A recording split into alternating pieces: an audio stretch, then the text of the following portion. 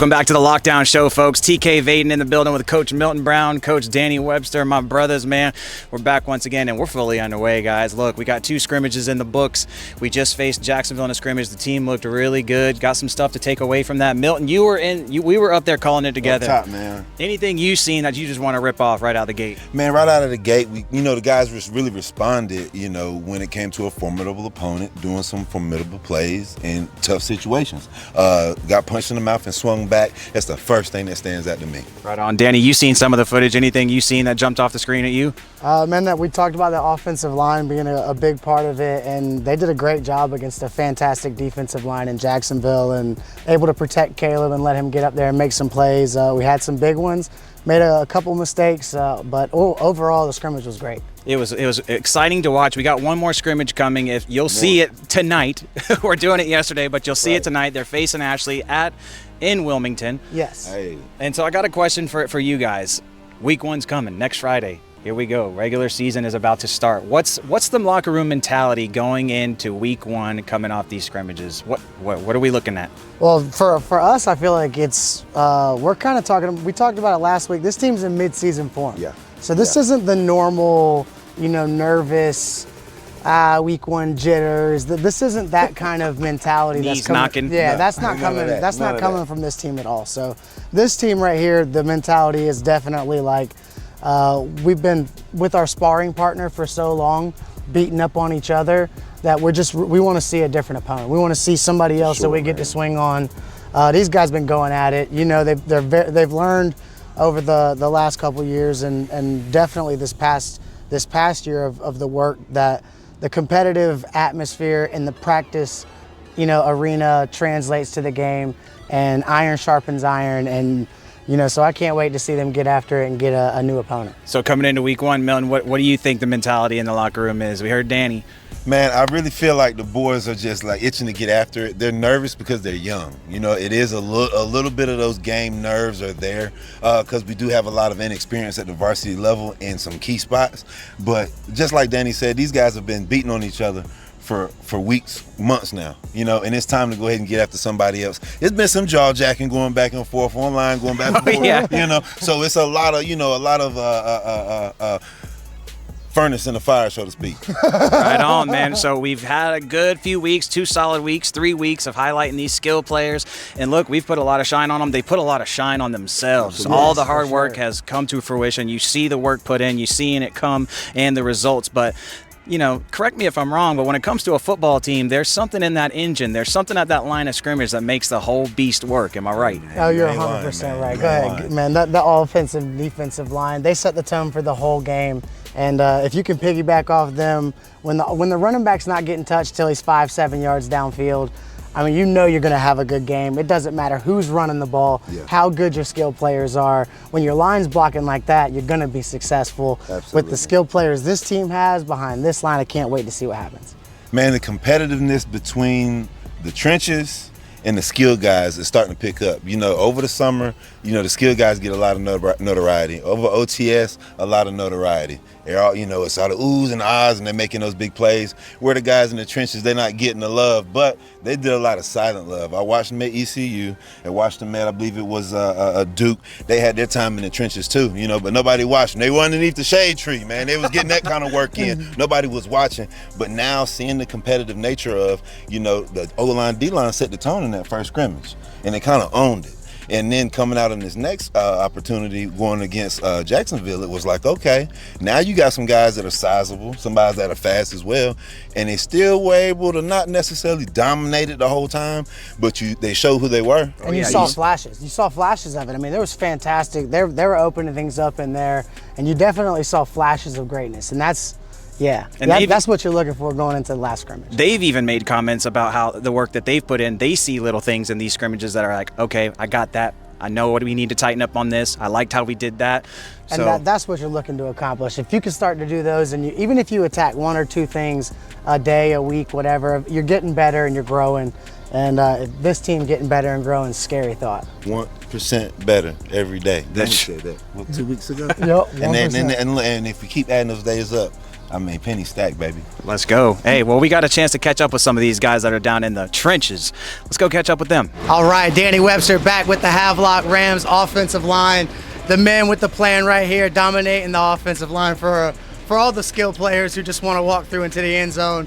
I'm going to let the boys just introduce themselves real fast. First, I want to give a shout out to Braden Belvey for putting all these boys together in the group chat, organizing this. Just like the center of an offensive line, like you would think. Organization, delegation, man's got it figured out. So here you go, Braden Belvey. My name is Braden Belvey. I'm 6'1" or 6 foot, 240. I play center and long snapper. Donald Winley, a 5'9". I played on offense and defensive line. I've been in 3 years, varsity starter, and I'm ready to work. My name is Nehemiah Martin. I'm 6'7", 330, 335. I play left guard. I'm ready for this season. Let's get ready to go. My name is Jordan Sawinski, 6'3.5", 265. My name is Jordan Evans. I'm 6'1", 220. Height? 6'1", 220, class of what? Class of 2027 or 28.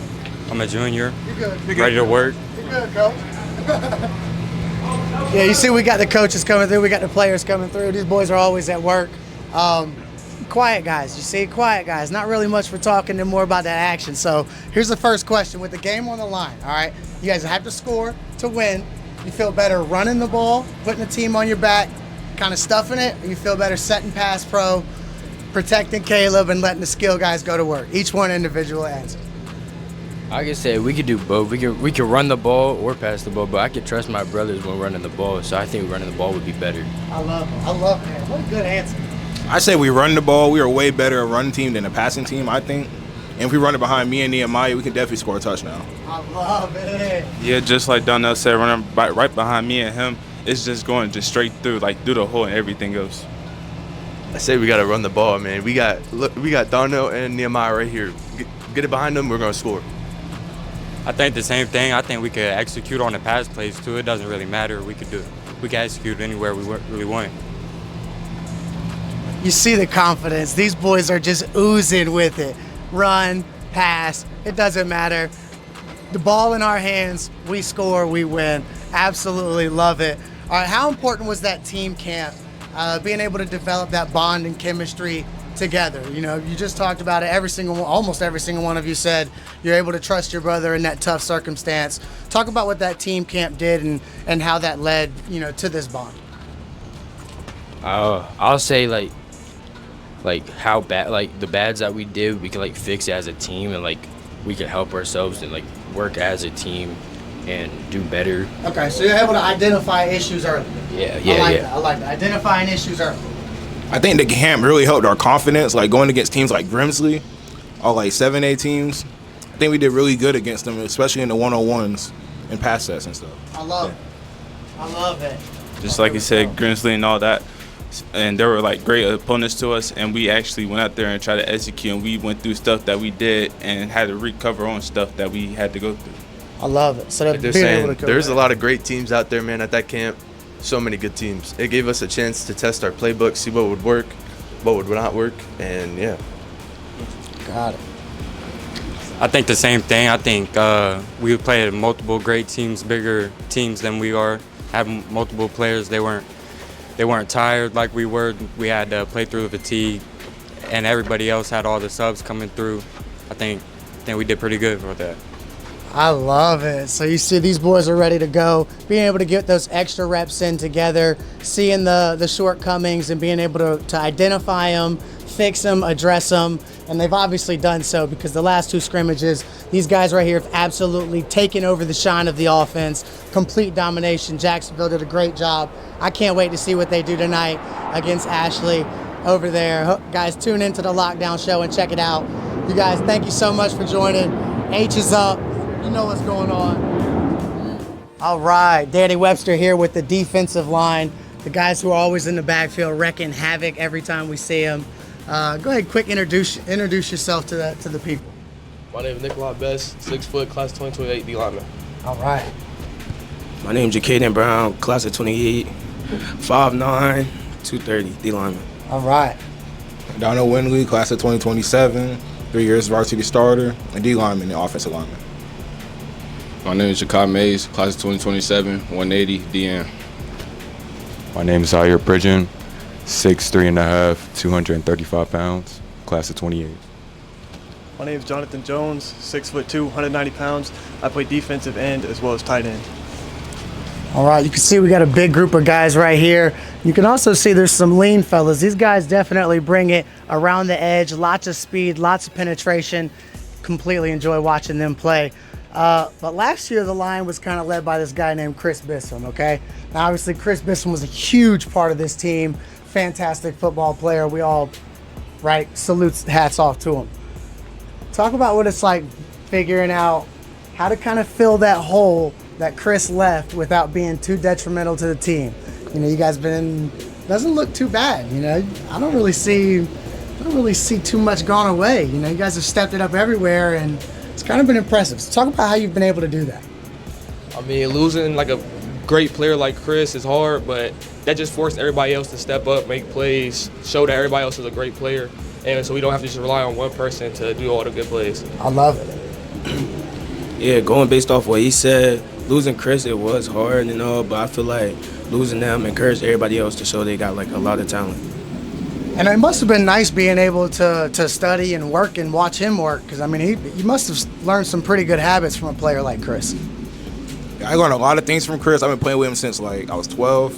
He's a really great player, but I think we have a lot of depth on the O-line or D line. Like people like Riker, Nico, and all. So next man up, just next man up mentality. It doesn't matter who it is, every single one of you. And I love it because I feel like I've come to know every single one of you, not off the field, but simply because you've made plays on the field. I've had no choice but to figure out who you guys are because you're constantly all over the ball. That's awesome. I'm loving it. Losing a player like Chris was actually like a big help for us because basically like it helps us like learn how to step up. Yeah, right? it basically shows us how to step up. Like basically, like you said, next man up. Like I said, Chris taught me a lot of the stuff I know on the D line, on the DN today. So basically, like losing him was kind of sad, but I mean. But the opportunity's there, and now the opportunity's there. You're able to show that you've been training for that next man up mentality, and clearly, I mean, you guys have done a great job at it. Chris was a great player. I can't take none of his accomplishment away from him, but it's a team sport, so if everyone steps up and play their positions to their best abilities, I feel like we can be better than we were last year, and we showed that against Jacksonville and Kingston because we played responsibility football and all that. I love it. Great answer right there. Great answer. Bissom was a really good player. He was a great player, great guy in the weight room. He really pushed me to be my best self in the weight room. But this year, we definitely have a way better D-line than we did last year. Bissom was a powerhouse, but our D-line was a one-man team with Bissom leading it. This year, we got 4 players that stepped up, played the part, 4 great players instead of one. Really shuts down the run game entirely rather than one side of the field. What a great answer right there. All right. So let me ask you a question here. Do you take more pride, because we're talking about shutting stuff down, and obviously you guys have done that with minimal damage coming to your end, okay? So do you guys take more pride in getting to the quarterback on like when they go to throw the ball and you get a sack, or do you take more pride in stuffing the opposing run game? Tackles for loss, absolutely shutting down the run, or pressure on the quarterback, sacks and interceptions, forcing it that way? What do you take more pride in? Personally, I take more pride in sacks because the play starts with the quarterback. If you give him the idea that you're really there to play, really there to hit, he's going to be scared. He's going to want to force bad passes, bad handoffs, and then you just get better as a team, more likely to win. Okay, I like that. Yeah, in my opinion, I would say sacks too, especially if you get a sack at the start of the game. It really shows like you're going to be there all game. It kind of sets the tone. Yeah, I love that. Yeah, that's a great vibes. mentality to have. Starting fast is huge. I think stuff in the run game is a lot better because if they can't run, what else can they do? You already know they're going to have to try to pass, and if we stop that, then that's a shutout for us. Making them one-dimensional definitely makes it easier to play. What a great answer. To me, I think like Pat more hurries and like putting disruption on the quarterback is way more important because I trust my team enough to finish the job for me, even if I don't get the tackle or the sack. Okay, I love it. Responsibility football. These boys understand it. I would say both are equally valuable, but I would say sacks are like more of a momentum swing. So if your game is going slow and then you make a big play in the backfield, and then it also makes the QB get in his head, which stops him from playing his best game. That's a great answer. That is a great answer right there.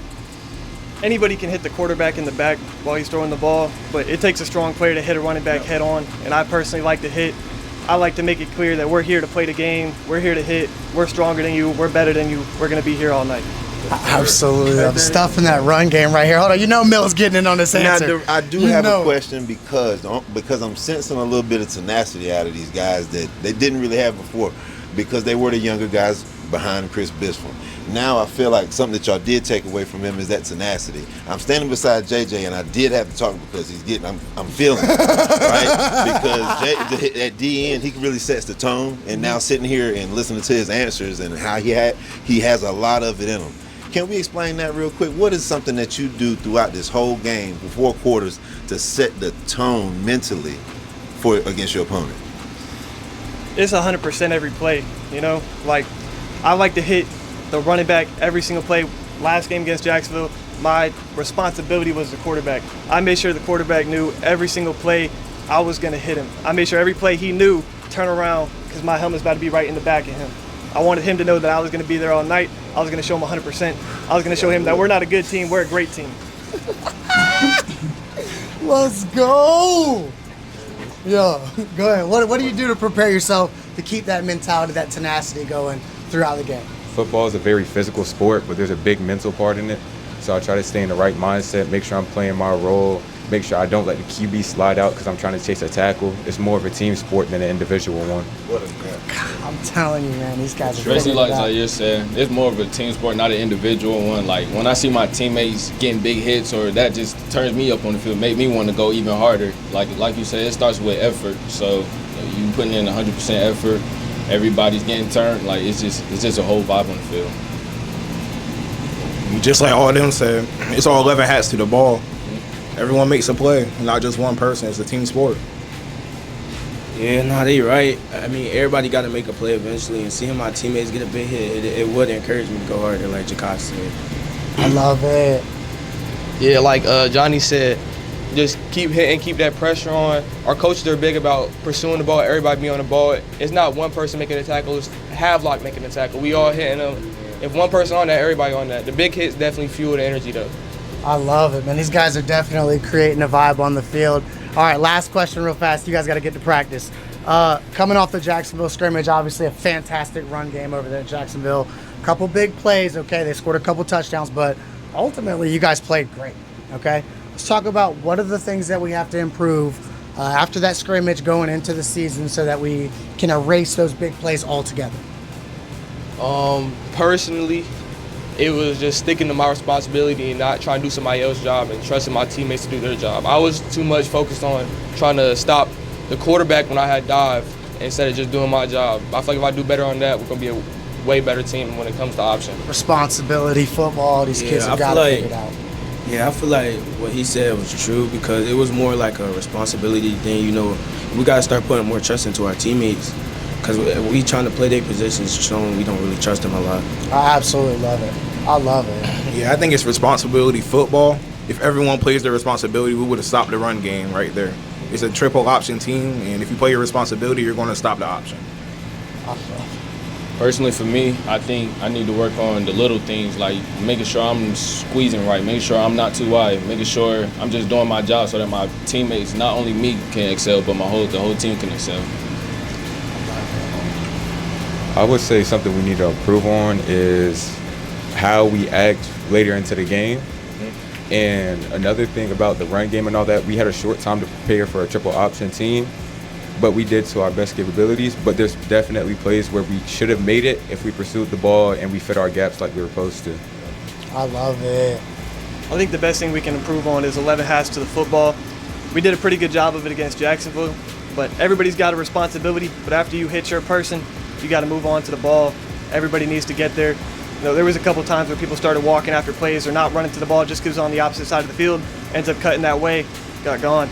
The only plays that Jacksonville had against us were one-run touchdowns. They were 40 yards away, happened to get one good run up the field just because one person made a bad play. We had 10 other hats on the ball, and one of it happened.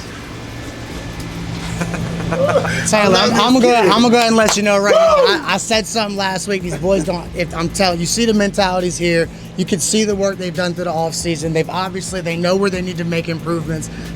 They're there, right? What else do you need to say? Go ahead. I can't wait to see the boys in action tonight. I guarantee you, there's gonna be boys in the back of the end, and they're all over the quarterback, all over the running back. Y'all go ahead. Y'all know what's going on, man. Put them up. There it is. I don't know what else needs to be said, man. Two things that come to mind for me off rip is unity and cohesion. And maybe a third little term, media training from these boys. What you mean? I couldn't agree more with you. Yes, to all three, tenacity as well. And I'm telling you, man, look, the way that these boys have been able to reflect on their own personal work and be their own best critic. I mean, you can't. Wow. That's the creepy part about it, man. I got goosebumps, guys. I'm tired. Well, just a second ago, right before we started, I told him I'm getting ready to tee off on Milton. We're getting ready to have to show down right here because it's time to go to work now. It's time to go to work. The crazy thing about that is the way they were able, like you said, to praise themselves but still be their biggest critic. That's some big boy stuff. I mean, you've already talked about mid-season form. Bro, the mental aspect behind that and the maturity factor in it, like, forget how big they are. Dude, they had to turn sideways to come through the door. Let's get that off the rip.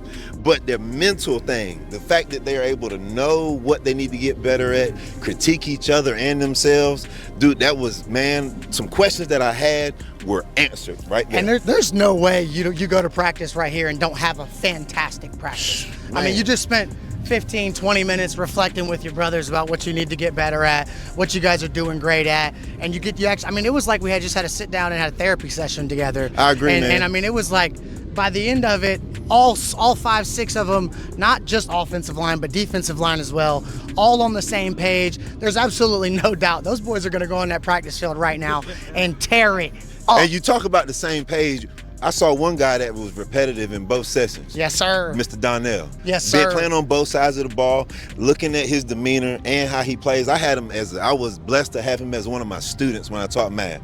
And his focus and his attentive in class is the same now, where he's steely-eyed, but you know he's not one to poke, he's not one to mess with. He's playing both sides of the ball, and he's physically ready and mentally locked in. It's some really scary stuff there, TK. But I'm absolutely loving it, brother. I can't wait. You talk about having a good practice, man. Good Lord. Look, we got Ashley tonight. We're a week out from week 1, boys. It's game time. It's showtime. You know what's going on with us, Taylor. You know yes, it's straight to it, brother. It's the best time of the year. I'm your brother TK Vaden here at Sasser Field. Coach Danny Webster, Coach Milton Brown, man. You know what we tell them. We'll see you in the end zone.